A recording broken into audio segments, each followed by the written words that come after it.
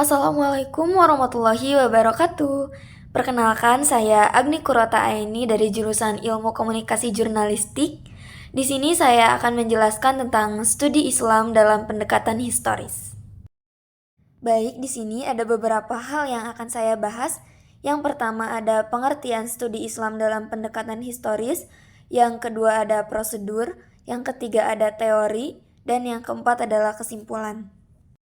Baik, langsung saja kita masuk ke materi yang pertama, yaitu pengertian.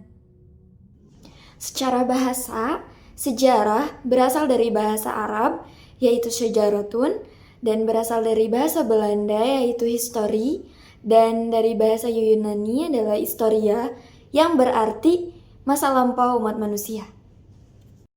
Sedangkan secara istilah, studi Islam dalam pendekatan historis adalah suatu ilmu yang membahas peristiwa yang di dalamnya terdapat unsur waktu, tempat, latar, objek, dan pelaku. Nah, prosedur yang pertama adalah pemilihan topik. Jadi, sebelum kita melakukan studi pendekatan dalam historis, kita harus menentukan terlebih dahulu topik apa yang akan kita angkat dalam penelitian itu. Yang kedua adalah pengumpulan sumber. Nah, jadi ketika kita sudah mengetahui topik apa yang kita angkat, kita kumpulkan sumber-sumber yang sudah valid. Dan yang terakhir adalah penulisan atau kesimpulan. Jadi, sesudah kita mengikuti prosedur-prosedur yang tadi, kita bisa langsung menuliskannya, dan itu adalah termasuk ke dalam studi Islam dalam pendekatan historis. Materi selanjutnya yaitu teori studi Islam dalam pendekatan historis.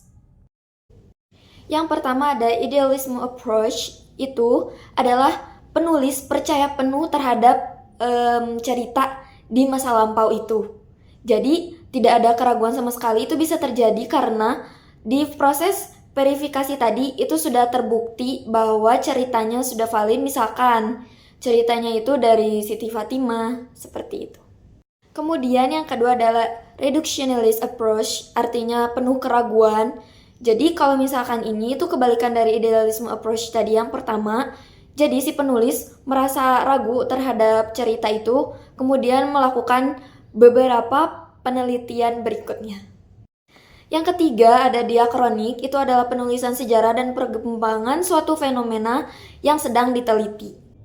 Yang keempat ada sinkronik atau kontekstualisasi atau sosiologis.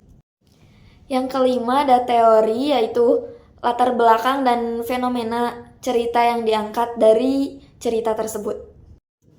Jadi kesimpulan yang bisa kita ambil adalah sebagai objek studi, Islam harus didekati dari berbagai aspek dengan menggunakan multidisiplin ilmu pengetahuan. Salah satunya adalah melalui pendekatan sejarah agar dapat memahami tentang Islam dengan benar terhadap fakta sejarah yang berperan sebagai metode analisis, karena sejarah dapat menyajikan gambaran tentang unsur-unsur yang mendukung timbulnya suatu kejadian.